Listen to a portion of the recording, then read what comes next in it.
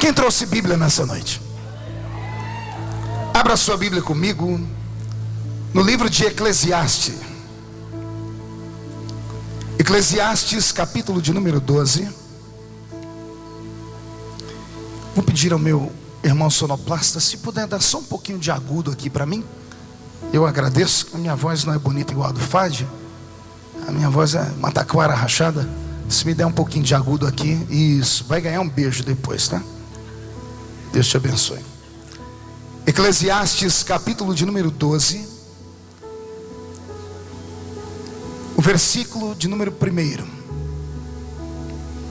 Muito obrigado ao meu amigo tecladista que vai me acompanhar hoje aqui. Deus te abençoe. Eclesiastes 12, versículo 1. Quem encontrou, diga amém.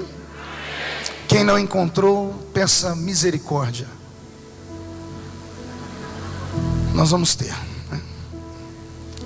Eclesiastes 12 e 1. Está escrito assim: lembra-te do teu Criador nos dias da tua mocidade, antes que venham os maus dias e cheguem os anos dos quais venhas a dizer: não tenho neles contentamento. Amém? Vou ler de novo só para ficar na memória. Lembra-te do teu Criador nos dias da tua juventude, antes que venham os maus dias e cheguem os anos dos quais venhas a dizer: não tenho neles contentamento. Feche a Bíblia, coloque no banco, na cadeira, pegue na mão da pessoa mais bonita do seu lado. Isso. Aperte a mão dele ou dela com carinho, até eles falarem aleluia. Pentecostal que não faz barulho está com defeito de fabricação, não? Vamos orar?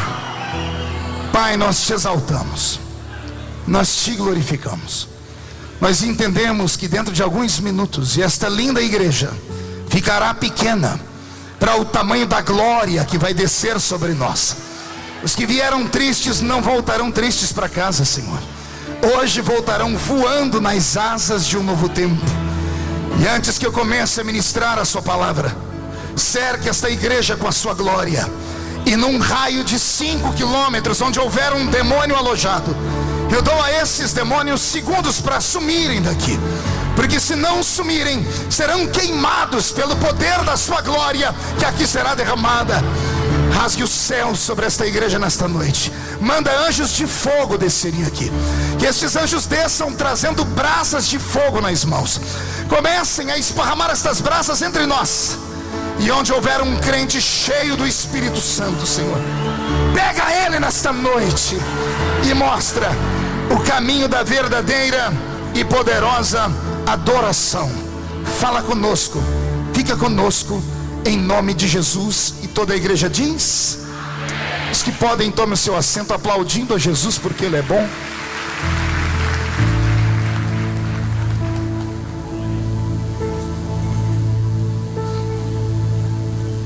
Glória a Deus.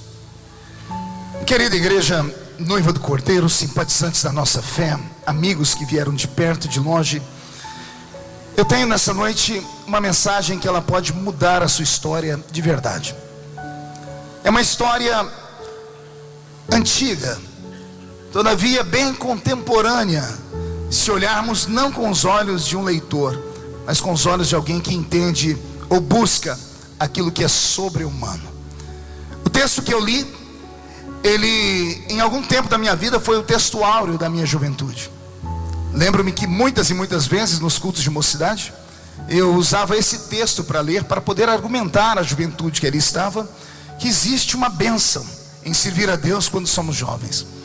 Mas com o tempo foi passando, fui amadurecendo e fui cavando poços, até que eu descobri alguns segredos dentro desse texto.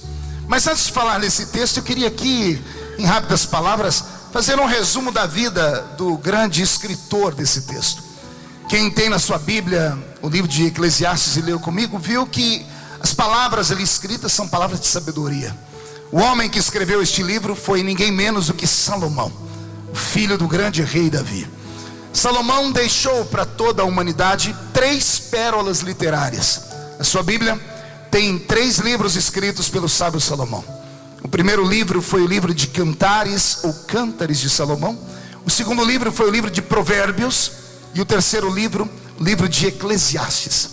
Cada um desses livros, se lidos separadamente e depois agrupados, vai dar ao leitor comum o seguinte pensamento: são 3 escritores distintos. São 3 homens que nunca se viram e nunca se conheceram. Mas só depois de ler o subtítulo e vendo que o livro foi escrito pelo sábio Salomão, é que o estudante da Bíblia começa a se questionar: por que é que, embora tenha saído esses 3 livros da mesma mente, por que cada um é escrito de uma forma tão diferente? O homem que escreve o livro de Cantares não parece ser o mesmo homem que escreve o livro de Provérbios, e muito menos o homem que escreve o livro de Eclesiastes. E se você me perguntasse por quê, eu te diria assim, simples: porque o homem que escreve o livro de Cantares, ele não parece um homem maduro, parece um adolescente desenfreado, um adolescente apaixonado, um adolescente que encontrou a sua cara metade e fará loucuras para conquistá-la, porque tem certeza que é com ela que ele quer dividir os seus dias e envelhecer ao lado dela. Quem lê o livro de Provérbios não vai encontrar o mesmo adolescente apaixonado, vai encontrar um homem de meia idade. E esse homem de meia idade está furioso, porque ele olha o mundo todo torto ao seu redor e começa a dar ensinamentos, começa a dar conselhos. E eu venho de uma época que dizem que se conselho fosse bom ninguém dava, vendia. É isso que é o livro de Provérbios, uma série de conselhos. Mas quando você olha o livro de Eclesiastes, dá arrepio, porque o homem que escreve este livro não é um jovenzinho apaixonado, pelo menos não parece ser, e também não parece ser um homem maduro que está dando conselhos. É um homem desesperado, é um homem que olhou para frente do espelho e viu algo que não agradou. E é esse homem quem vai colocar agora toda a experiência da sua vida na última carta que ele escreve, e a mais poderosa de todos. Salomão, quando escreveu a sua primeira carta, ou o seu primeiro livro, o livro de Cantares, como eu disse, ele estava apaixonado. Quem conhece a história do reinado de Salomão deve se lembrar bem que Salomão é o filho que herda o trono de Davi, mas que pela lei não deveria ser. Pela lei deveria ser o primogênito de Davi. E Salomão é de longe o primogênito de Davi. Salomão é o segundo filho de Davi com aquela mulher com quem ele se adulterou. E quem se lembra da história lembra que o primeiro filho o próprio Deus tirou desse mundo. E aí quem conhece um pouco de Bíblia vai começar a se questionar: como pode uma fonte jorrar água doce e amarga ao mesmo tempo? Como pode o primeiro fruto nascer e Deus rejeitar, e o segundo nascer e Deus amar? São coisas que só a eternidade vai nos contar. Acredito até que a história de Salomão deveria ser muito mais pregada, porque Davi, quando unge o seu filho como rei, não com óleo na testa, mas com lágrimas nos olhos, Salomão é apenas uma criança de 7, 8 anos de idade, que é convidado a entrar dentro do quarto do pai para se despedir dele, porque Davi está à beira da morte. Todos os filhos se despediram dele. Salomão, o grande rei Davi, teve 20 filhos em toda a sua história, uma menina e 19 meninos. Ele está à beira da morte quando seus filhos entram dentro do seu quarto para se despedir dele. E a última que entra dentro do seu quarto é Batseba, a mulher com quem ele se enamorou, e a mulher que foi a causa da destruição da sua moral e da sua família por completo. Foi por causa de um pecado, de uma desgraça acontecida na vida de Davi, que ele tem a morte moral de Tamar, a única filha mulher entre os 20 filhos, uma única menina, e ela morre moralmente para o pai porque ela é estuprada por um de seus irmãos. É Aminon quem a estupra, que morre pela mão de Absalão. É Absalão, o filho mais querido, que morre pela mão de Joabe. E Joabe, que mata Absalão, é o amigo depois de Jonatas, o mais íntimo de Davi. Então quem conhece a história sabe que o grande rei Davi está vivendo um momento difícil. Ele está depressivo, ele está à beira da morte, ele está tão sorumbático que todos os salmos que ele escreve após o pecado são salmos em depressão. Daí o Salmo 51, daí o Salmo 139 e outras coisas mais. Mas é esse grande rei Davi que, quando vê entrar dentro do seu quarto aquela por quem ele se enamorou, e ao olhar para ela, uma tela de cinema se abre aos seus olhos, e ele vê tudo que ele fez naquela família, da morte de Urias, da morte do bebê pelo qual ele orou 7 dias e jejuou, e Deus mesmo assim o levou. E ele vê agora um menino de 7, 8 anos. Ao olhar para aquelas duas figuras, o coração de Davi se fecha. Ele olha para dentro dele e reconhece o erro que ele cometeu. E em mente, em espírito, ele olha para o céu e diz: Deus, quando eu morrer, essa criança e a mãe vão pagar pelos meus crimes. Ninguém vai deixar essa criança viva. Todos os meus filhos sabem do meu adultério. Foi vergonha. Quando eu morrer, esta criança vai morrer e a mãe dele também. E eu estou cansado de ter nas minhas mãos o sangue dos inocentes. É aí que Davi usa a última bala, o último cartucho. Ele pega a mão de uma criança de 8 anos, coloca debaixo da coxa, trava a mão do menino entre a coxa e o colchão, olha para o céu e diz: se tu me amas, mostra que tu perdoas. Ele não tem nada a ver com o meu pecado, eu errei. A mãe não tem nada a ver com o meu pecado, eu errei. Não deixe cair sobre ele.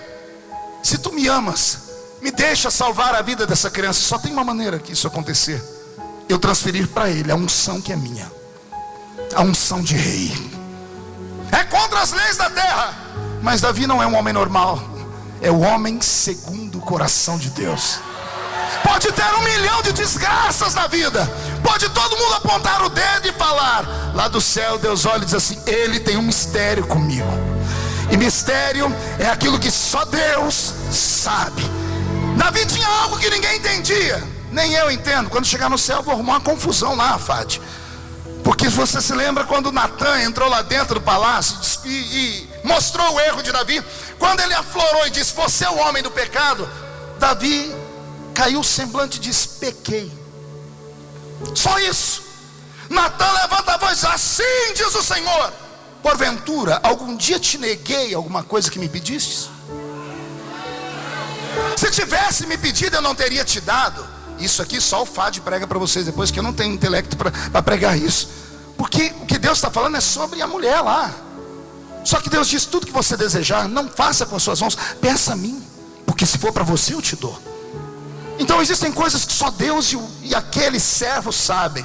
Eu sei que naquele dia Deus abriu o céu, olhou para aquela criança e o amou. E como Deus amou aquela criança, ela foi ungida rei de Israel. E ali eu já começo a ver a Bíblia Sagrada dando gritos para nós para o futuro. Talvez tenha sido presságio daquilo que a Bíblia vai chamar no futuro de a glória da segunda casa sendo maior do que a glória da primeira casa. O Deus da misericórdia está entre nós esta noite. E só sabe o que é misericórdia quem já precisou dela. Quem aqui já precisou da misericórdia de Deus? Então levante a mão direita, agarra o ombro de quem está do seu lado, com carinho e respeito. Chacoalha a pessoa até ela ficar irritada. Irrita ela, tira ela do lugar. Isso, diga: Jesus te trouxe hoje aqui para isso. Diga: ele vai sacudir a sua mente, depois vai sacudir a sua casa. E o ano de 2015 será o melhor ano de toda a sua vida. E só quem crê nisso, dá um grito para acordar Taguatinga inteira.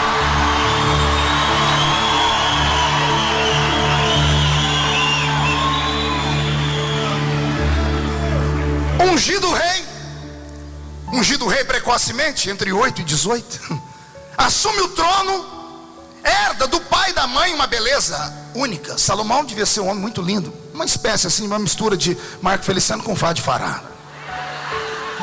Quebrou tudo. Salomão, mas ainda bem que ele tinha saúde. Se fosse parecido comigo, com você, ainda bem que tinha saúde, né? Pois bem, ele herda a beldade da beleza de sua mãe, que foi uma das mulheres mais lindas do mundo, e herda a beleza do pai, que era único em Israel também. É o único ruivo em Israel, é o único homem de olhos brilhantes, ou seja, olhos claros em Israel. É o único homem de aparência, de uma aparência simples.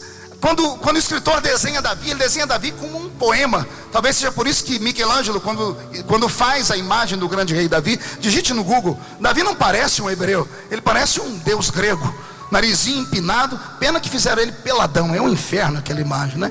Mas é aquele Davi todo encaracolado, mas era belo. Então imagina a mistura da beleza de Davi com Batseba. Salomão era um homem belo, só que foi dotado de uma sabedoria única. E hoje eu venho defender Salomão aqui, Fad, porque eu conheço um monte de gente que diz que ele era um psicopata, um maníaco sexual, um tarado e coisas mais. Também pudera. Ele teve 700 mulheres e 300 concubinas. Me lembrei quando eu era jovenzinho na igreja, novo convertido. Quando eu li isso na Bíblia, eu me empolguei. Falei: estou feito. Cheguei no líder mostrando, falei, nossa, olha aqui, 700 mulheres, mais 300 concubinas, o crente pode ter isso? Ele disse, vá se lascar, rapaz. Ele falou para mim, quem está aí em cima de você? Não é um pomba gira, ele disse, é um pombal girando inteiro. Eu falei, não, mas está aqui. Não, isso era em outro tempo. Então eu fui estudar a vida de Salomão. Sabe o que eu descobri? Que as 700 mulheres que ele teve não eram mulheres por quem ele se apaixonou, não eram amantes sexuais, eram ligações políticas. A sabedoria que Deus deu a ele, porque ele herdou um reino quebrado. Absalão havia dado um golpe de estado no pai, o reino estava quebrado. Ao assumir o trono de Israel, ele tem que compor de alguma forma para que Israel volte a ter riquezas. E então ele vê nas populações vizinhas a oportunidade de se casar com homens de pequenos povoados e trazer então a unidade. Da unidade, o dote, o ouro e coisas mais. Casando com 700 mulheres, trazendo ao redor daquela época todas as pequenas tribos ao seu redor, Salomão se torna a maior potência política do seu tempo. Por isso, não vou ouvir antes e nem vai haver depois, diz a Bíblia, um reino tão poderoso como o dele. Então ele não era um maníaco sexual. Esses 700 casamentos eram casamentos políticos. E as 300 concubinas? Exatamente, a fraqueza de não ter encontrado o amor verdadeiro. Por isso se curvava diante de outras mulheres. Mas um dia, não é que esse rei encontrou a cara metade dele. Só que a cara metade dele não era o que ele esperava, ou não era o que as pessoas esperavam. Quem já leu o livro de Cantares já se deliciou com as histórias, já se emocionou com as histórias. Quando ele vai falar para nós que aquela mulher por quem ele se apaixonou, ela é queimada do sol, a gente se empolga, pensa logo numa mulata. Mas se você pegar a Bíblia no original, não diz queimada do sol. A palavra é meilená. E meilená é negra como carvão. Ele se apaixonou por uma mulher linda, exótica, diferente. Não era só bela, ela era diferente. Se você ler o livro de Cantares, você vai desenhar ela. Ele desenha para nós ela por completo. Ele fala das curvas do corpo dela. Ele se apaixonou tanto por ela que esse livro não era para ser um livro, era para ser uma carta secreta. Era uma carta de amor. Mas era uma carta de amor que ele não podia nem mandar para ela, porque ele não tinha quem entregar a carta. Ele quebrou alguns paradoxos reais. Ele não podia se misturar não com gente daquele lugar. Havia um problema, havia preconceito. Havia não apenas preconceito, haviam diferenças. Haviam coisas que, politicamente falando, não dariam certo. E como parece que o amor proibido é sempre o mais gostoso, e ele se apaixonou por ela, não tendo com quem conversar, porque nada pior do que estar amando alguém, não ter o melhor amigo para falar, porque ninguém vai te compreender. Os seus conselheiros já falaram, esquece, apaga da sua memória, você já tem 1000 aqui. E ele se lembrar que só tem uma pessoa que entende o homem. E ele aprendeu isso com o pai dele, lendo os livros do pai dele. O pai dele disse para ele, naquele dia que ele fez um juramento com 8 anos de idade: tudo que você quiser e sentir, fale com Deus de Israel. Ele leu na história do pai dele: é melhor cair na mão de Deus do que cair na mão do homem, porque na mão de Deus há misericórdia. Quando ele se apaixonou por ela, ele mandou logo uma carta. E eu imagino ele sentado na escrivaninha real, caneta na mão, papel, pena, nanquim, e falando: Senhor, eu não tenho com quem conversar, então eu vou conversar com o Senhor. Essa carta é para ela, um dia ela vai ler, hoje eu não tenho como mandar para lá. E ele começa a falar da paixão dele. Gente, vocês sabiam que no concílio de Nicéia, esse livro foi motivo de briga entre os pais da igreja antiga? Esse livro foi arrancado da Bíblia, o livro de Cantares. Chamaram ele de livro pornográfico. Isso, há centenas de anos atrás. Também quem já leu o livro sabe por quê.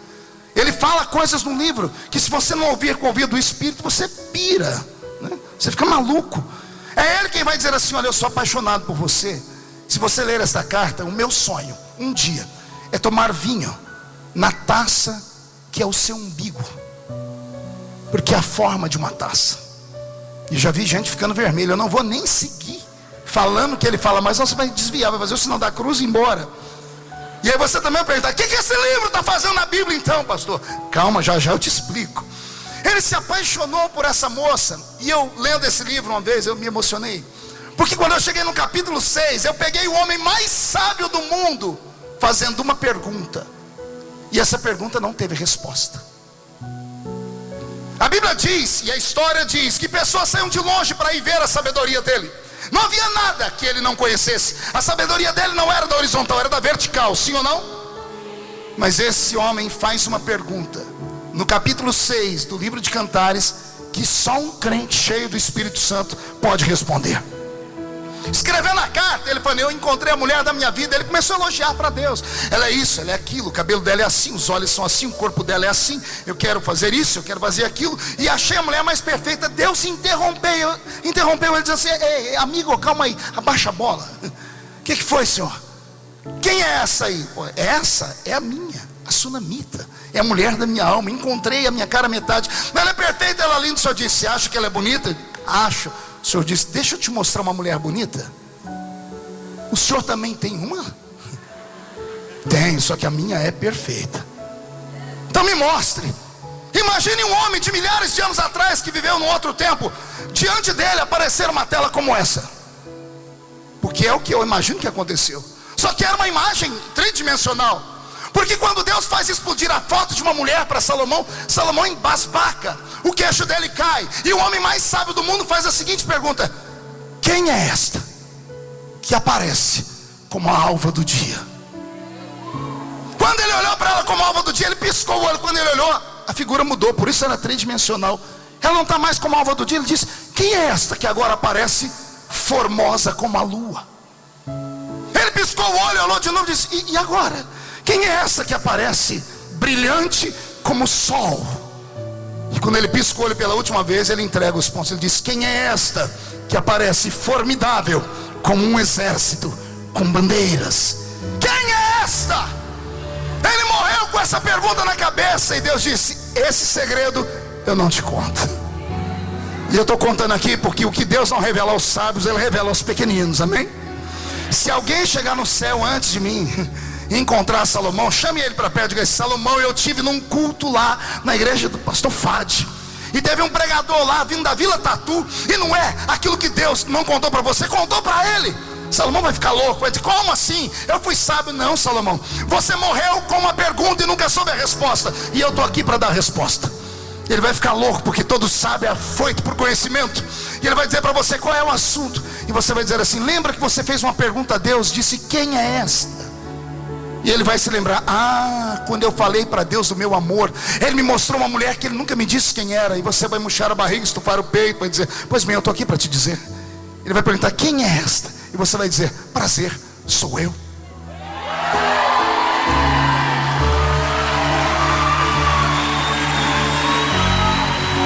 E ele vai falar: como assim? Aí você vai dizer: Salomão, Deus estava te mostrando a igreja que Ele estava preparando no futuro. Se a sunamita é bonita, a igreja é perfeita. Quem é esta que aparece como a alva do dia? Porque a alva do dia explode depois de uma noite escura. É a igreja que nasce no mundo depois de séculos de escravidão espiritual, trazendo para o mundo a esperança.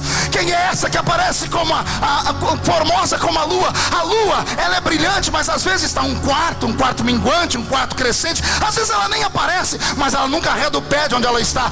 Assim é a igreja de Cristo. Em muitas eras ela sucumbiu, em outras ela apareceu, mas não tem força no inferno que acabe com ela. Jesus disse: esta é a minha igreja, e as portas do inferno não prevalecem contra ela. Quem é esta? Brilhante como o sol. Ela não é o sol, ela é brilhante como o sol. De onde vem a luz da terra, senão do reflexo do brilho do sol? Esta que brilha como o sol recebeu o brilho do sol da justiça. Quem é esta que aparece formidável como um exército? Diga comigo: um exército. De novo: um exército, com bandeiras, no plural. Bandeiras, quero ouvir: bandeiras.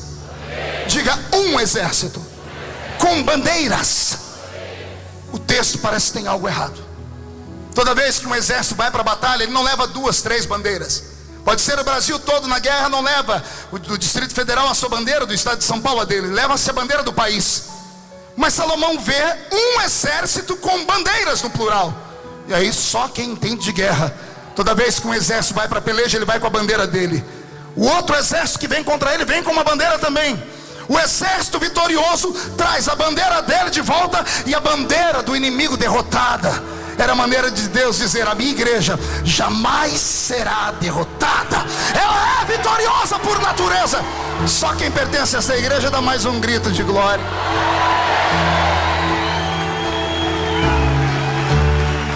Aleluia. Isso está no capítulo 6, versículo 10, tá? Do livro de Cantares. Você pode ler depois em casa. Por causa de Salomão também eu tive um grave problema na minha vida, Fad. E eu vou contar aqui hoje porque a pessoa envolvida na parte está presente. Me lembro quando eu era jovenzinho também, vendo que eu não podia ter 700 mulheres, eu tinha que escolher uma. E eu olhei na mocidade da igreja e já sabia com quem eu queria casar, né? Também na minha igreja só tinha ela de cabelo liso. Não, é que eu tenho trauma com esse negócio de cabelo e o mundo inteiro sabe disso. Eu não queria que as minhas filhas tivessem o mesmo problema que o meu. Eu falei: Jesus, prepara alguém com cabelo liso, porque para minhas filhas não sofrer o que eu sofri na vida, né? E eu olhei para ela, estava lá a irmã Edileuza, essa moça, essa galega bonita aqui.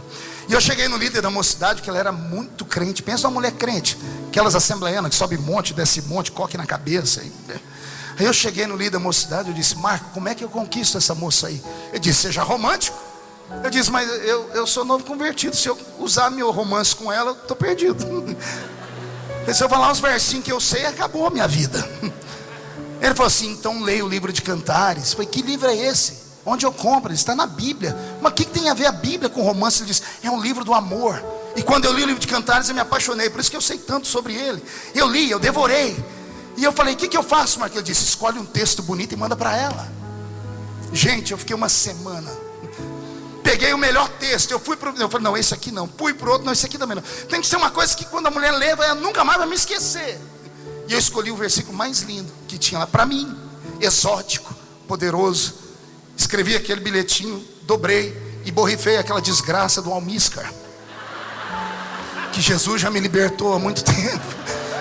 Eu acho que não foi por causa do versículo, foi por causa do perfume que deu, o problema que deu. Só pode ser.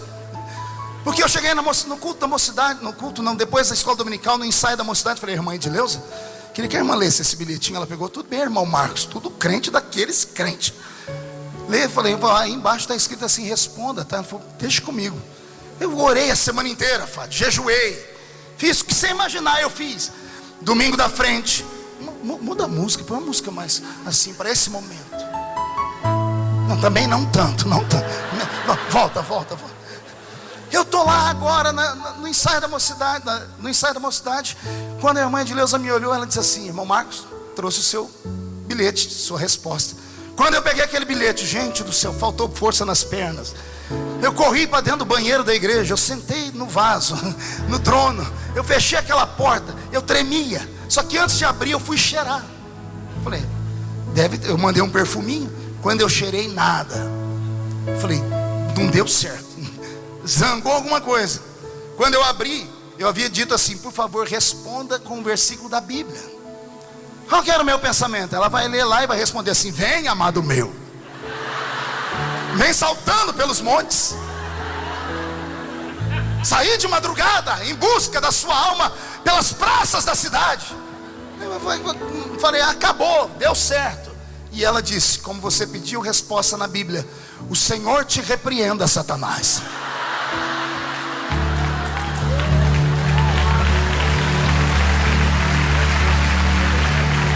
Se aplaude porque não foi você, Bocó. Não foi você. Até hoje, eu já tentei falar com ela umas 2 vezes sobre esse assunto. Acabou eu dormindo no sofá. Ela não aceita discutir. Essas pessoas não entendem romance. A pessoa tem que ser mais sensível, amor. Eu escrevi para você assim, ó: querida Edileuza, tu és mais bela que as éguas de Faraó.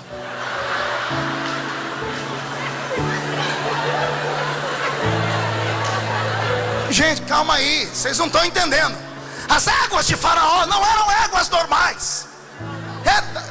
Deixa pra lá. Não adianta. Amor, eu te amo muito.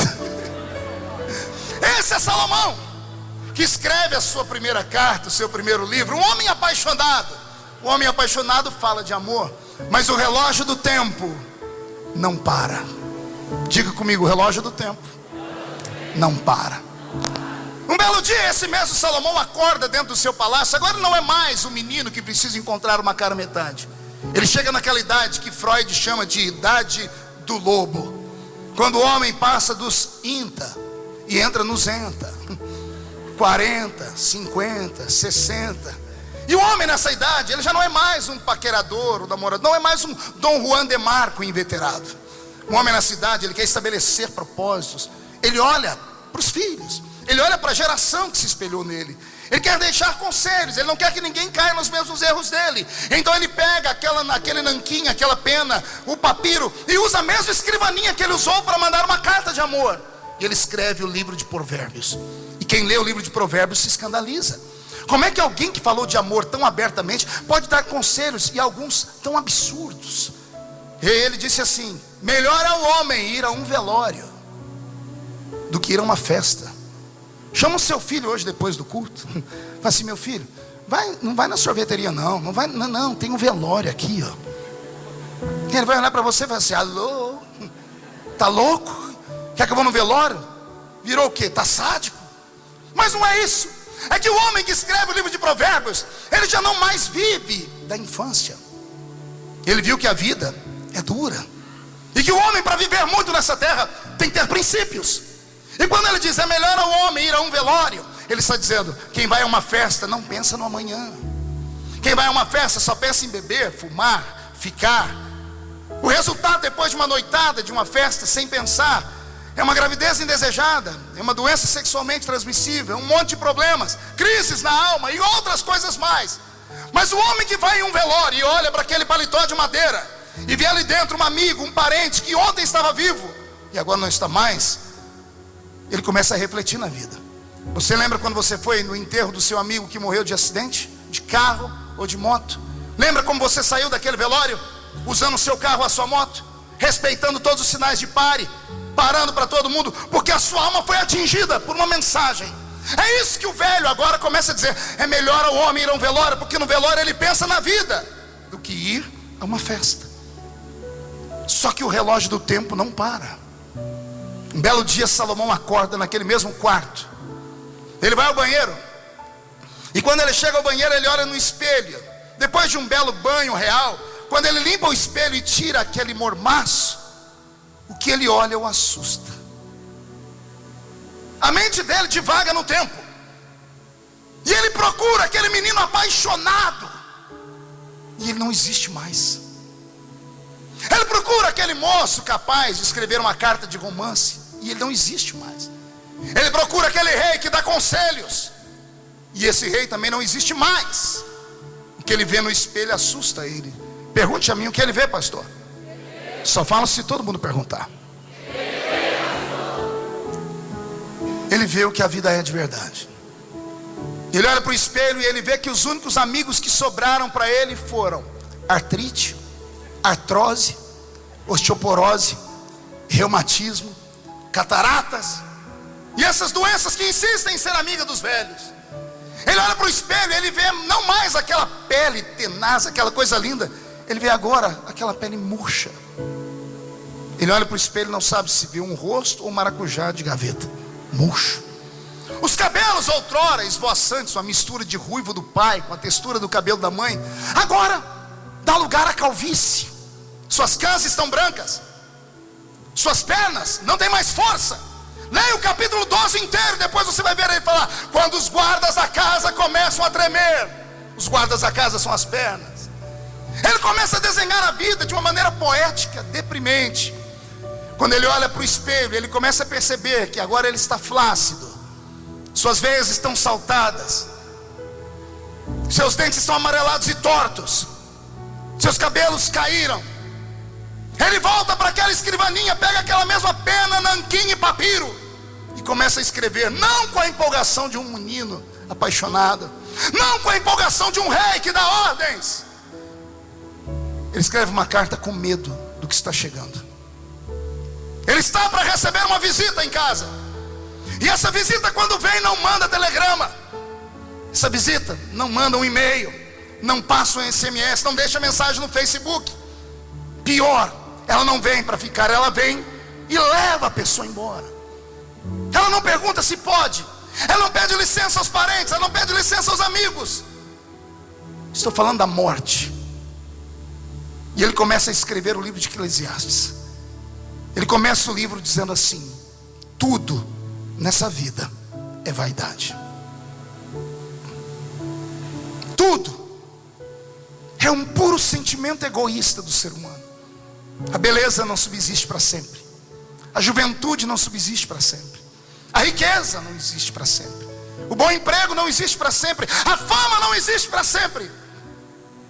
Sabendo disso, ele continua escrevendo. Quando ele vai escrever o capítulo 3, me dá um nó na garganta. Ele começa a dizer assim: eu descobri nessa vida que nada é eterno, a não ser o meu espírito.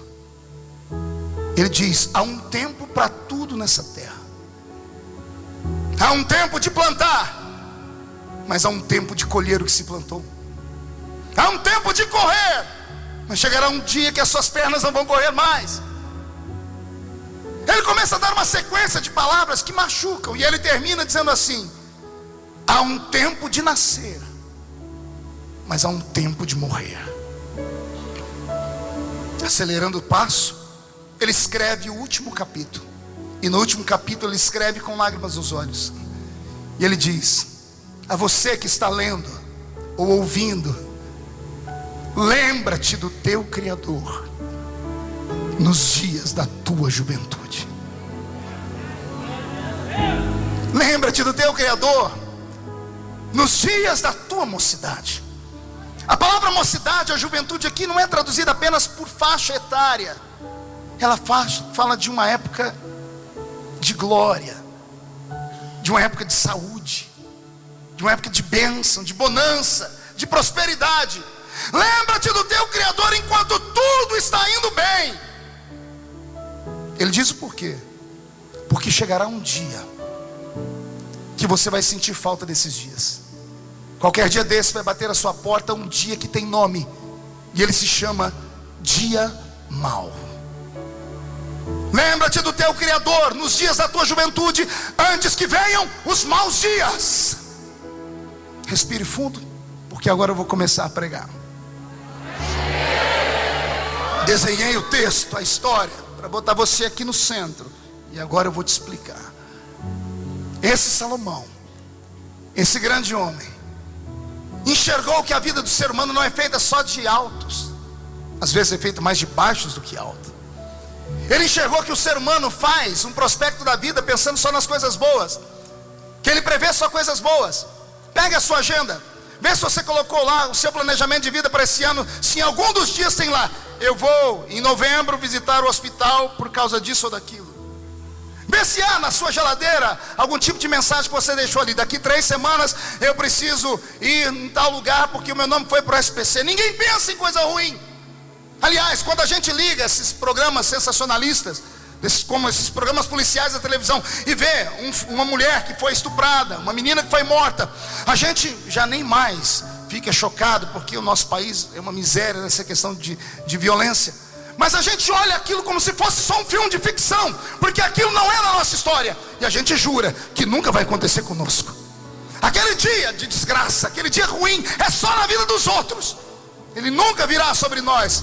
E o bom crente ainda usa as fórmulas mágicas da Bíblia. Ele vê um negócio desse, a pessoa católica faz o sinal da cruz como proteção. O crente, ele olha e diz assim: está amarrado em nome de Jesus. Ou outras fórmulas mágicas: na minha vida não, contra Israel não vale encantamento. A minha pergunta é: e quando esse dia chega, o que você faz? Porque quem nunca teve, se prepare, você vai ter. O senhor está amaldiçoando a minha vida, pastor? Não, eu só estou dizendo o que é a vida. Viver é uma aventura. É uma aventura estranha. Às vezes olhamos para o céu e pensamos que tem alguém lá em cima que é sádico ou brincalhão. Mas não é, é a história da raça humana. O que é o dia mau, pastor? O dia mau foi o dia que você acordou no meio da noite, no susto, bateu a mão do lado da cama, procurou segurança, o abraço dele ou dela, e ele ou ela não estavam mais ali.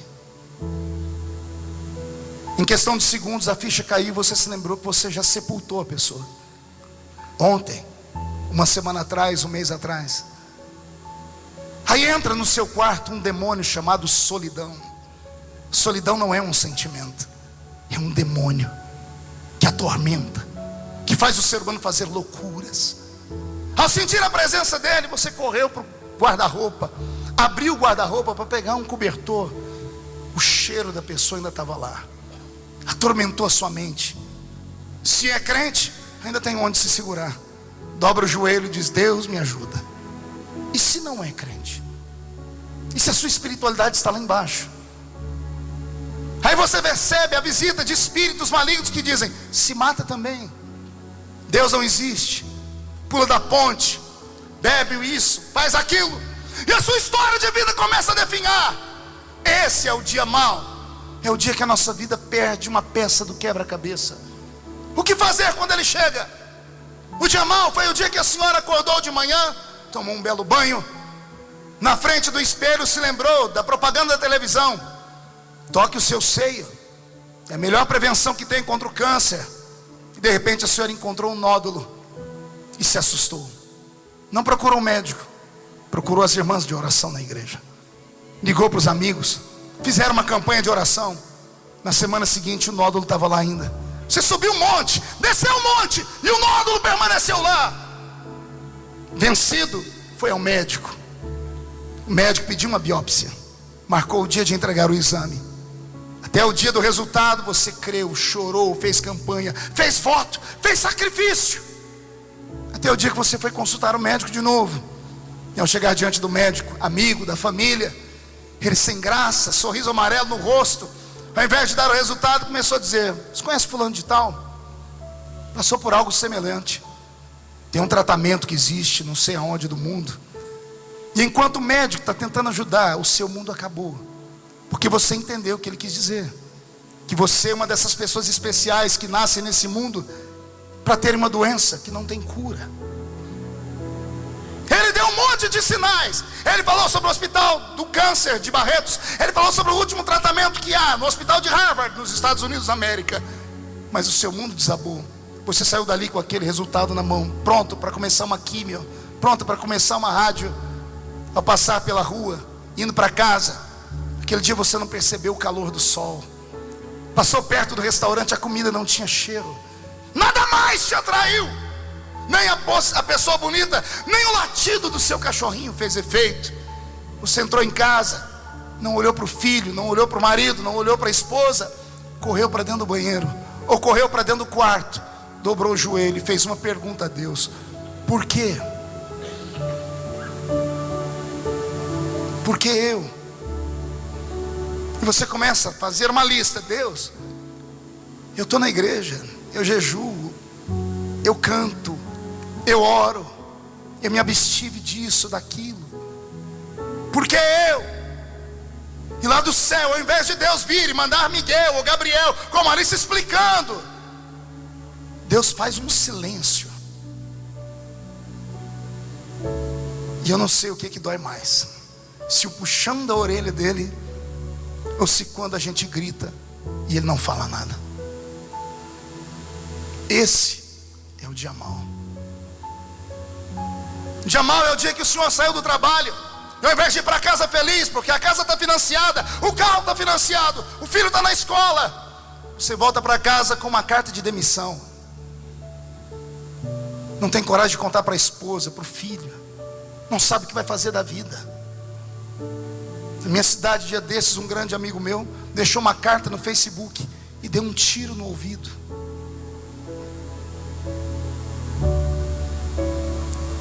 Foi ao banco, fez um plano de saúde, fez um seguro, liquidou a vida dele. Desespero. Pode ser uma pessoa rica, importante, linda, pode ser. O grande Robin Williams, um dos maiores atores de Hollywood. Assista Patty Adams, você vai ver o que é vida, história de vida. O grande Robin Williams, rico, famoso, cheio de dinheiro, belo, amado, querido. Um belo dia põe um ponto final na vida dele. Por quê? Aí todo mundo começa a dizer: por quê? O que será? Chegou na vida dele esse dia maldito. É um dia que a gente não espera. É um dia que quando chega nos tira força. E qual a diferença, pastor, na vida? A diferença na vida não é em passar o dia mal, é em como passar o dia mal. Você tem a opção de passar sozinho e dar um tiro no ouvido, amigo. Você tem a opção que esses malucos aqui têm: acreditar que mesmo Deus estando em silêncio, Ele nunca fecha os olhos. Ele fecha os lábios, mas Deus nunca fecha os ouvidos. É acreditar que na sua vida tudo que acontece, ou acontece porque Deus mandou, ou acontece porque Deus permitiu. Na vida do crente, nada acontece por acaso. Deus está no controle da sua história. E se você acredita nisso, mesmo não sentindo nada, só para deixar o diabo furioso, dá um grito para deixar a força das trevas apavorada.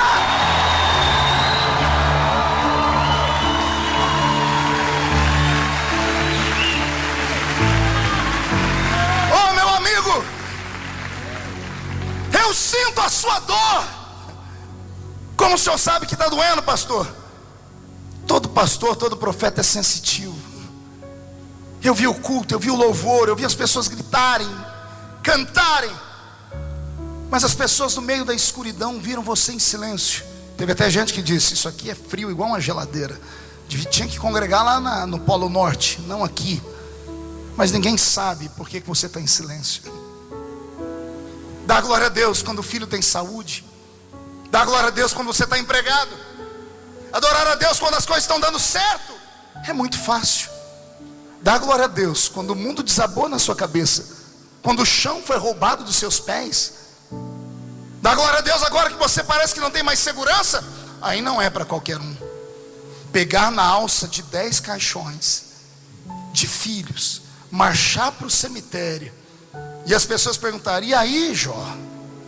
E você levantar a cabeça, voz embargada, olhar para o céu e dizer: Deus deu, Deus tirou.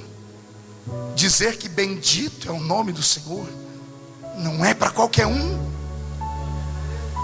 Jesus me trouxe hoje aqui por causa de você, porque Ele assiste o seu sofrimento. Não há uma explicação racional para o sofrimento da raça humana, e nem uma resposta para a pergunta: por que sofre o justo? A diferença entre o que sofre com Deus e o que não sofre com Deus está aqui. Aquele que crê em Deus, ele sabe que tudo está no controle. Quem não tem Deus entra no quarto e dá um tiro no ouvido. Quem tem Deus vai para casa, agarra um caquinho de telha, risca a sua ferida, olha para o céu chorando. Não tem ninguém mais ouvindo, porque a plateia foi embora. Ninguém mais quer ficar perto de um leproso fedido. Quando tinha riqueza, todo mundo queria. Quando era o melhor do Oriente, todo mundo queria. Agora que você não tem mais nada, ninguém vai te ouvir. Mas não são eles que têm que te ouvir. Mas se você tiver coragem, no meio das cinzas, grita: eu sei que o meu Redentor vive. Eu sei que o meu Redentor vive, e em breve se levantará para me socorrer. O Senhor me trouxe hoje aqui para te dizer que, por pior que seja esta dor, ela vai passar. Não, eu vou dizer na autoridade do Espírito: por pior que seja este momento, não faça besteira, vai passar. E quem viver verá, para ver você ficar de pé de novo e dizer: a glória da segunda casa foi maior do que a glória da primeira de verdade. E se tem alguém que crê nisso, não dá um grito, não, dá um berro de glória a Deus nesse lugar.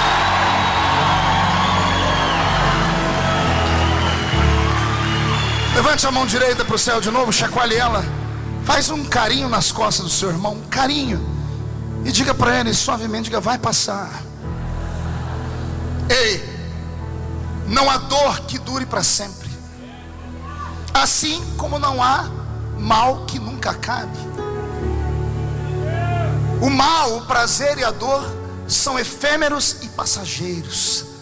O que você está passando agora não é necessariamente o seu destino final. Você está, mas você não é. Você está no vale, mas você não é morador do vale. Você está no meio do vento, mas você não vai permanecer no vento. Você está caído, mas você não permanecerá caído. Você é maior do que isso. Você é imagem e semelhança daquele que fez o universo. E por isso, agarre o diabo pelo chifre nessa noite. Esfregue o focinho dele no chão. Chuta a cara dele para o limbo do inferno. Porque quem viver verá como 2015 vai se transformar no melhor ano de toda a sua história. Você crê nisso? Então dá mais um grito, só mais um grito, por favor.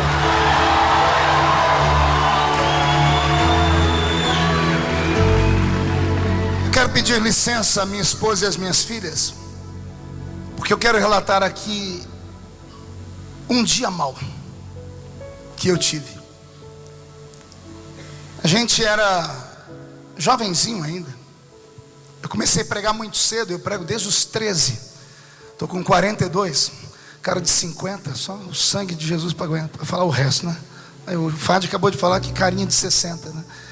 Deus ajuda. Eu elogio ele, ele me põe no chão. Isso, joga no chão, chama de lagartixa, pisa, não tem problema.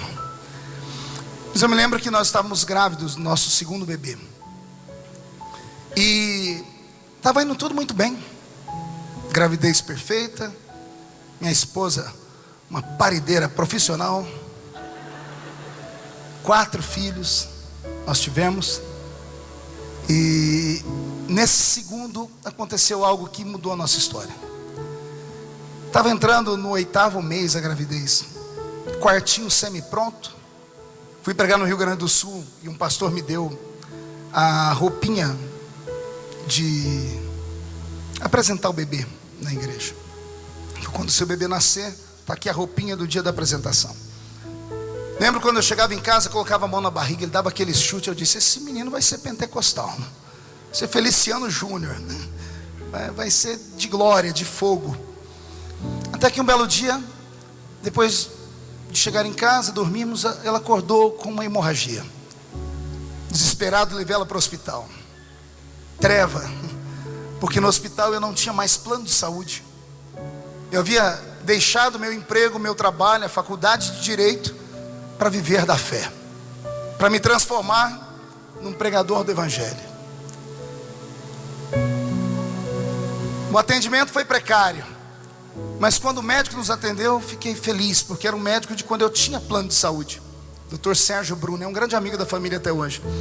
Eu falei: Dr. Sérgio, eu estou com medo, desesperado. Ele disse: não, fica tranquilo, foi só uma hemorragia, ela pegou algum peso.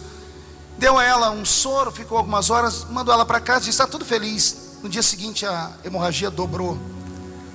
Liguei para ele, disse: doutor, não tem como enfrentar o SUS, não tenho dinheiro para pagar a consulta e eu preciso que o senhor me ajude. Ele disse: não, traz ela aqui, vou cuidar dela. Internou ela uma semana internada, né, amor? Uma semana internada.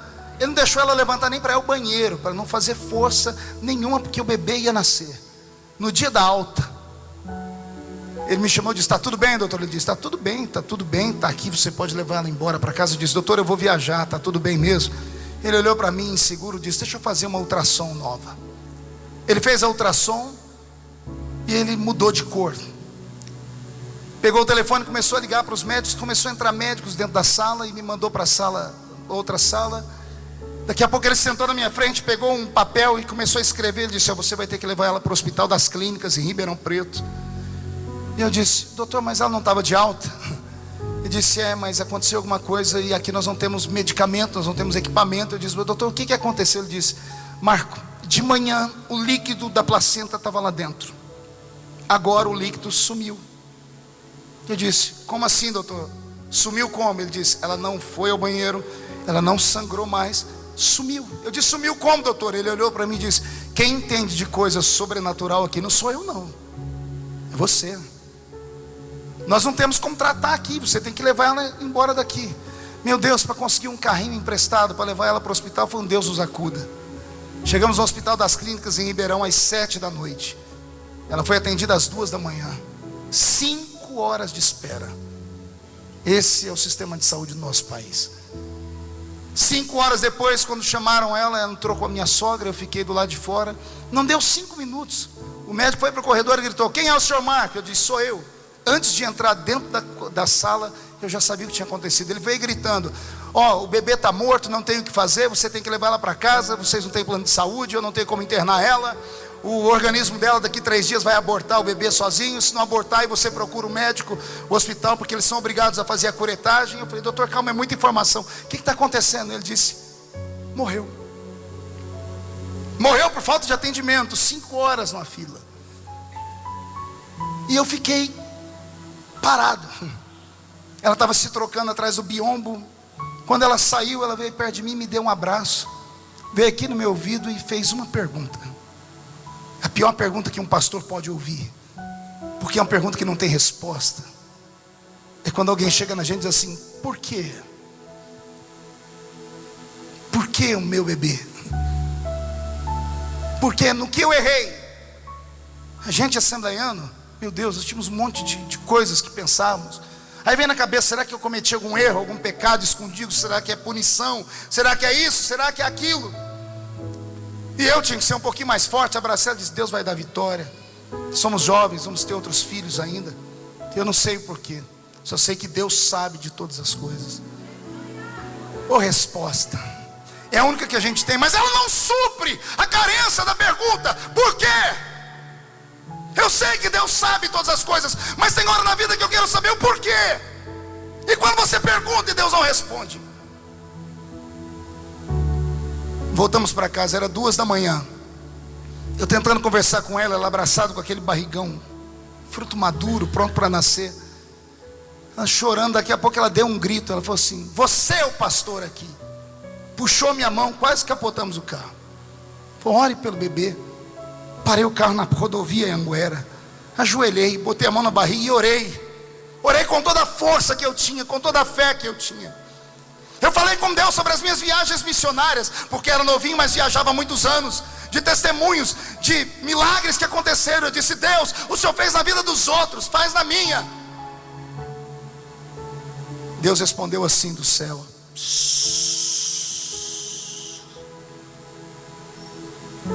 Ela dormiu aquela noite sedada, abraçada com a barriga, e eu não dormi. Eu peguei 2 travesseiros, fui num quartinho que eu tinha, uma espécie de escritório. Tinha lá 16 bíblias que eu tinha lido todas elas, de capa a capa. Meus diplomas, meu curso de teologia, tudo ali. Não prestou para nada naquele dia. Eu botei uma cadeira, um travesseiro, a cabeça em cima do travesseiro e o outro travesseiro em cima da cabeça. E gritei a noite inteira. Eu disse, Deus, fala comigo. E Deus não falou. Eu disse, Deus, senta aqui do meu lado. E Deus não sentou. Deus não veio, Fade, mas o diabo veio. O diabo sentou do meu lado, veio no meu ouvido e disse, vai viver da fé? Vai viver vendendo mensagem? Vai ser pregador? Se você tivesse concluído a sua faculdade de Direito, pela eloquência que tem, seria um grande jurista. Se você não tivesse pedido as contas do seu trabalho para viver dessa tal de fé, daqui a 1 ano você teria um filho, porque o seu filho está assim, porque você não tinha plano de saúde, e você perdeu o plano de saúde por causa do reino. Eu enlouqueci. Eu levantei, chorava, falei, Deus, fala comigo. O que eu vou contar agora, eu espero que não escandalize ninguém. Eu olhei para aquelas bíblias, aqueles livros, falei, Deus, tem que ter uma resposta que me mostre alguma coisa. Comecei a folhear os livros, as bíblias. Daqui a pouco caiu um livreto desse tamanho, capa toda amarelada. Quando eu abri, eu falei, o senhor está de brincadeira comigo. Era da época que eu fui coroinha na igreja católica. Um livro de orações.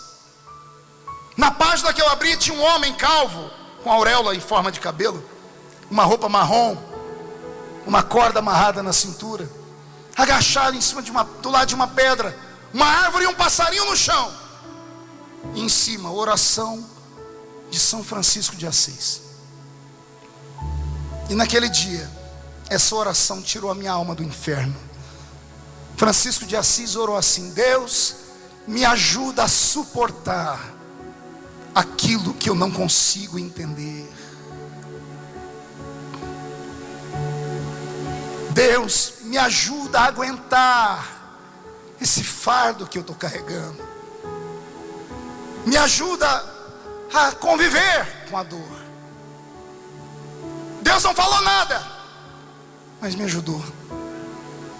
Passou o tempo, Nós vencemos essa prova. 3 dias depois, o bebê nasceu dentro de um vaso sanitário. Ela foi para o hospital por causa de todo o problema. Enquanto estava fazendo a ficha, teve uma cólica, foi no vaso sanitário, meu bebê nasceu ali. Eu peguei ele no colo. Nenhum pai tinha que ter esse tipo de experiência. Nenhum pai tinha que ver o filho morto. Mas Deus foi me ajudando. E sabe o que eu descobri naquele dia, Fad? Que o ser humano não é como um computador, que você seleciona as partes da vida que você não gosta e aperta a teclinha delete e apaga tudo. Não tem como apagar o passado. Não existe uma forma de esquecer o que aconteceu. Nós não somos um robô. Eu não estou pregando para ciborgues aqui nessa noite. Eu não estou pregando para homens e mulheres que ao invés de sangue tem fios elétricos na veia. Não, eu estou pregando para homens e mulheres que são imagens de Deus. Tem alma, são sensíveis, têm sentimentos. Pastor, se não dá para apagar o passado, o que eu faço com ele? Dá para reeditar o passado. Dá para você pegar o passado que até agora virou um chapéu sombreiro mexicano na sua cabeça e te faz andar de cabeça baixa, porque você não consegue olhar mais para frente, porque tudo que aconteceu te destruiu por dentro. Reedita o passado, volta lá no passado, pega o chapéu, rasga ele, transforma em tapete, pisa em cima dele, caminha em cima dele, fala para ele: Deus é maior do que todas as misérias que aconteceu na minha vida. Deus tem o controle da minha história. Esta noite Deus vai reconstruir a sua alma. Deus vai reconstruir a sua história.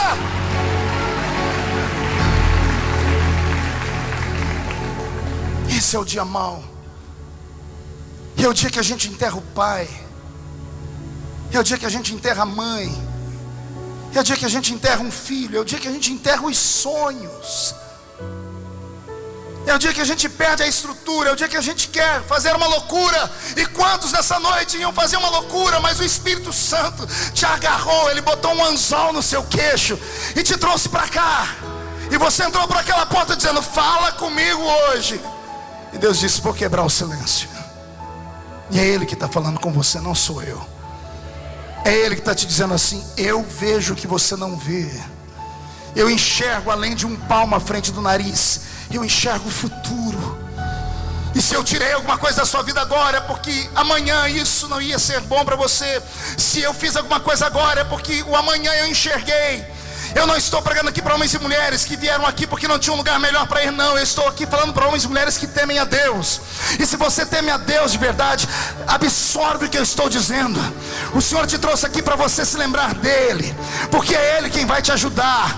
É Ele quem vai passar esse vale com você. Eu li a Bíblia mais de 30 vezes de capa a capa. Eu queria ter encontrado aqui um versículo: o crente não vai passar pelo vale da sombra e da morte. Mas não tem. Tem um outro: se passares pelo vale, eu passo contigo lá. Eu queria ter encontrado aqui na Bíblia um versículo assim: o crente não vai passar pelo vale da sombra da morte e nem pelo caminho do fogo. Eu queria que Deus me livrasse do fogo. Mas a promessa bíblica não é essa. A promessa bíblica é: se passares pelo fogo, a chama não arde em ti. Deus não está dizendo que você não vai passar. Ele está dizendo assim: o milagre não é apagar o fogo. O milagre é você andar no meio do fogo e ele não te queimar. O Senhor te livra do poder de destruição do fogo, mas Ele não te livra do medo, da ansiedade e do desespero do fogo. Passamos o vale. Depois disso, Jesus me deu 2 lindas meninas que estão sentadas ali, a Kathleen e a Camille. A Camille é pequenininha, a gente chama ela de pastorinha da família. Fica de pé, Bi. É aquela pequenininha ali, é maluquinha da família. Essa canta, prega, expulsa demônio.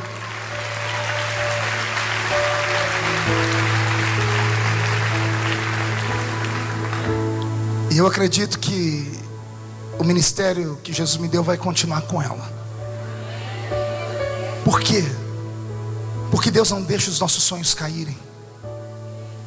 Por isso que nós temos que lembrar de Deus no dia da nossa juventude. Nesse domingo, ao sair daqui, não saia para qualquer lugar. Viva esse dia intensamente com a família. Reúna a sua casa. Aproveite esses bons momentos. Agradeça a Deus por tudo. Vai plantando, vai guardando, porque quando os dias maus chegarem, não vão te pegar de surpresa. Você vai saber que Ele vai vir e você vai atravessar Ele de cabeça erguida e vai vencer Ele do outro lado. Amém? Para encerrar, isso é tudo combinado, eu sei. Então, eu cresci numa vila muito pobre e tinha um amigo muito querido, chamava Enoque. O Enoque era um dos 14 filhos da irmã Sebastião com o irmão Júlio Januário. O irmão Júlio Januário fundou a Assembleia de Deus, que é a igreja que eu nasci na minha cidade. Passado o tempo, ele se desviou, apostatou da fé, ao ponto da gente passar perto da casa dele para ir para a igreja. Ele está lá sem camisa, bebendo cachaça e jogando baralho. A gente falava de Deus com ele e dizia: Deus, esquece isso. A irmã Sebastiana, por outro lado, permaneceu firme, cuidou dos filhos enquanto deu. O exemplo do pai tirou quase todos os filhos da igreja. Sobrou o Enoque. E eu assisti a irmã Sebastiana adoecer, Fábio, com um câncer. Mas não era um câncer normal. Era um desses que dá em 1 milhão de pessoas. Eu vi aquela mulher definhar. Pior, nós íamos visitar ela na casa dela, e quem cuidava dela? As amantes do irmão Júlio. Tem alguma coisa mais indigna para uma mulher do que ser cuidada pela amante do marido? Ela nunca abriu a boca para reclamar de nada. A última vez que eu a vi viva, a irmã Sebastiana estava no hospital, pesando menos de 30 quilos, tomando soro pelo dedo do pé. Não tinha mais veias no corpo para colocarem soro nela. E o irmão Júlio, forte, igual um touro, sem doença, sem nada, bebendo, fumando, adulterando. E a irmã que permaneceu firme na igreja, com câncer maldito. Cheguei no quarto para visitá-la no domingo à tarde, a última vez que eu a vi viva. Quando o Enoque olhou para ela, ele virou e saiu chorando, o filho dela. Eu permaneci, a enfermeira disse: não fale nada, porque ela só não sente dor quando está dormindo. Eu estendi a mão por cima dela e fiz uma oração em silêncio. Quando eu fechei os olhos e comecei a orar, eu ouvi uma vozinha bem fraquinha dizendo: Marquinho. Quando eu abri o olho, era a irmã Sebastiana. Eu pedi perdão a ela, eu disse: eu não queria te acordar, me perdoa. Ela disse: não, está tudo bem. Eu fui visitá-la e ela começou a perguntar para mim: cadê o Enoque? Eu disse: está ali fora. Ela disse: cuida dele, que ele vai ser um pastor. Deus falou comigo que meu filho vai ser um pastor. Hoje ele é um pastor batista. Eu falei: irmã Sebastiana, não fala, porque tudo que ela falava entre uma palavra e outra, ela gemia, sentia dor demais. Ela disse: você fica firme, porque Deus tem um plano grande na sua vida. Eu disse: irmã Sebastiana, calma. E eu falei: irmã Sebastiana, eu vi aquela agonia. Eu disse assim: irmã Sebastiana, grita, porque o grito é uma interrupção que o cérebro manda para a parte que está doendo. Toda pessoa que grita, por um momento, ela interrompe a dor. É a pessoa que está com sangue, a adrenalina sobre o corpo. É a pessoa que toma um tiro e não percebeu, só quando para. Então o grito ajuda. Eu estava estudando sobre isso naquela época. Eu disse: mas Sebastiana, grita, solta a voz, grita. Ela disse assim: eu não posso. Eu disse: por que não? Ela disse: abaixa aqui. Coloquei meu ouvido na boca dela. Eu disse: está vendo a mulher aqui do lado? Tinha uma cama do lado. Ela falou para mim que o meu Deus me abandonou, que o meu Deus não existe, porque o meu marido, que já foi crente, fez isso, isso e aquilo. Ela disse: eu vou estar aqui para ver o dia que a senhora em gritos vai sair desse mundo, gritando porque Deus te abandonou. E ela deu um sorrisinho assim, bem amarelinho, e disse assim: se eu gritar, eu vou envergonhar Jesus? Ela disse: eu não envergonho Jesus. Eu não aguentei, desculpa, estou emocionado. Saí dali e chorei muito. Ela morreu no dia seguinte. Enterro da irmã Sebastiana. 20 mulheres do círculo de oração. O caixão mais inferior que havia na funerária. Tudo muito pobre. Lá dentro do cemitério São João, quando a urna desceu, 14 filhos do lado, 12 aos gritos, porque que não tinha esperança de ver a mãe mais fora da igreja, e os outros dois firmes, porque tinham ficado firmes com Jesus. Círculo de oração, cantou um hino de despedida. Terminou de cantar, fui subindo a rua do cemitério para ir embora, do lado do Enoque. Um homem encostado no muro, coveiro, me chamou e disse: ô menino, vem cá. O Enoque subiu e disse: o que foi, senhor? Quem que morreu aí? Eu disse: é a dona Sebastiana Januário. Ele disse: essa mulher ela tinha filhos na aeronáutica, na marinha, no exército. Eu falei: não, por quê?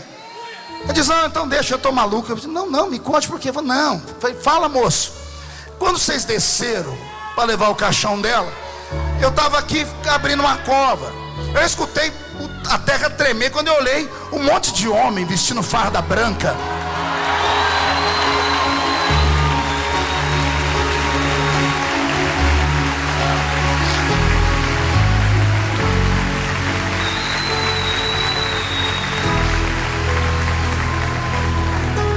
Ele disse na cabeça dele: eu vou terminar de cavar aqui logo e vou lá para ver. Ele disse: daqui a pouco ele, terminando de cavar, escutou um lindo coral cantar. Quando ele levantou a cabeça, estavam as mulheres e esses soldados do lado de fora cantando, uma espada erguida para o céu. Ele falou que ele terminou tudo aquilo. Quando ele levantou a cabeça e olhou, os soldados tinham sumido. Ele falou: eu estou ficando louco, né? Eu comecei a chorar. Disse: não está não. Eu disse: essa é a diferença entre o que serve a Deus e o que não serve. A riqueza e a esperança do crente não está nesta terra. O homem que espera em Cristo só nesta vida é o mais miserável de todos os homens. Fique de pé, por gentileza.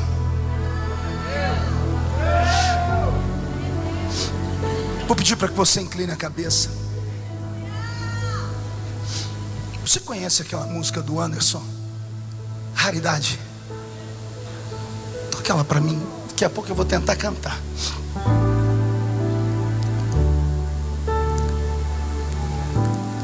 Aqui nesse lugar, nessa noite, tem 3 grupos de pessoas que não podem sair daqui do jeito que entraram. O primeiro grupo de pessoas são homens e mulheres que já frequentaram a casa de Deus, já cantaram, já pregaram, já fizeram e aconteceram, mas no meio do caminho sofreram um acidente, uma tragédia, foram expulsos da igreja, excluídos, foram magoados, deixaram de crer, de acreditar. Há muito tempo você não ia à igreja. Você até de noite, quando passa perto da velha igrejinha, sente saudade, sente vontade, mas o trauma, a mágoa é grande demais. Hoje alguém insistiu demais com você para vir. A propaganda, eu não sei o que foi. Eu sei que você saiu de casa e veio. Você chegou aqui e disse: Deus, fala comigo. E Jesus falou com você a mensagem inteira. Ele me disse que o que tem para fazer na sua vida ninguém pode tomar, Ele vai fazer e ponto final. Mas só depende de você. Foi só um trauma, foi uma tragédia, mas Ele pode reconstruir. E a glória da segunda casa será maior do que a glória da primeira. Mas só tem um jeito disso acontecer. Que jeito é, pastor? É você sair do seu lugar e vir se encontrar com o Criador aqui na frente. Pastor, mas se eu for aí, o que vão falar de mim? Quem fala de você não paga as suas contas. Quem fala de você não te assistiu no seu dia mal. Mas aqui na frente você vai encontrar um lugar onde você possa se apoiar. Enquanto você pensa, não vem ainda, pense. O segundo grupo são de homens e mulheres que estão na igreja, mas pararam de tomar a ceia tem meses, anos. Outra tragédia aconteceu. Você já não confia em mais ninguém. Você mesmo disse: eu me disciplino e ponto final. Mas não é bem assim que acontece. Para isso Deus levantou o sacerdote. Para isso existe a oração de concordância da igreja. Só há uma maneira da sua alma ter paz, porque você pensou em meses e já faz anos que não toma ceia. E a Bíblia diz que quem não participa do corpo e do sangue não tem vida. Se você crê que eu sou um sacerdote da linhagem de Pedro, eu posso ligar de novo aquilo que está desligado. E eu não quero nem saber o que foi. porque eu sou tão pecador quanto você, pecador quanto você, pecador quanto você, pecador quanto você, pecador quanto você, pecador quanto você, pecador quanto você, pecador quanto você.